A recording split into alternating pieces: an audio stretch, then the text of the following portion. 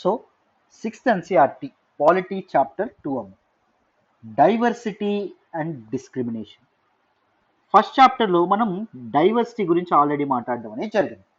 Diversity అంటే ఏంటి? సింపుల్గా we are different from one another, మనకి చాలా చాలా వ్యత్యాసాలు ఉండడం అనేది జరిగింది. If you cherish that diversity, so this society will be a better place అని చెప్పి మనం మాట్లాడుకున్నాం. Diversity is interlink to historical factors అని మనం చెప్పుకున్నాం. అండ్ డైవర్సిటీకి కారణం జాగ్రఫికల్ ఫ్యాక్టర్స్ కూడా అవుతాయని చెప్పి మనం మాట్లాడుకోవడం అనేది జరిగింది. Why there is diversity in India? ఇండియాలో different languages, different cultures, different religions ఇవన్నీ ఎందుకు ఉండడం అనేది జరిగింది?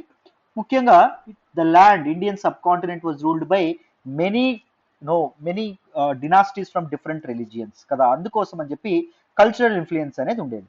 సపోజ్ మనం చంద్రగుప్త మౌర్య తీసుకుంటే ఆయన జైనిజంని ప్యాట్రనైజ్ చేయడం అనేది జరిగింది. తర్వాత అదే మౌర్యన్ ఎంపైర్లో ఉన్నటువంటి అశోక తీసుకుంటే ఆయన బుద్ధిజంని ప్యాట్రనైజ్ చేయడం అనేది జరిగింది. తర్వాత ఇస్లామిక్ ఇన్వేడర్స్ రావడం అనేది జరిగింది. మొదటి నుంచి హిందూయిజం ఉండడం అనేది జరిగింది.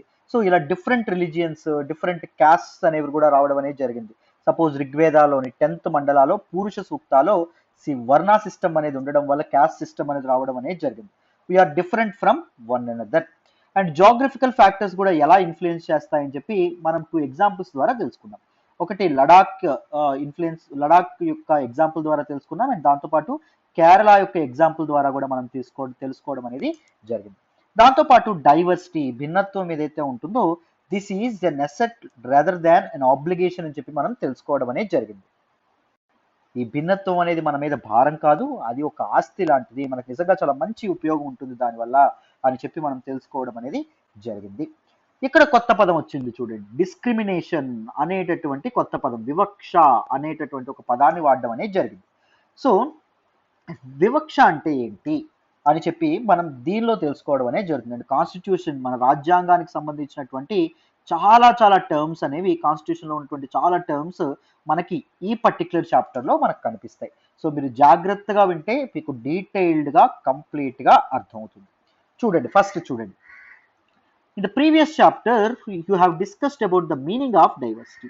సో డైవర్సిటీ అంటే వ్యత్యాసాలు, భిన్నత్వం అంటే ఏంటో మనం తెలుసుకోవడం అనేది జరిగింది.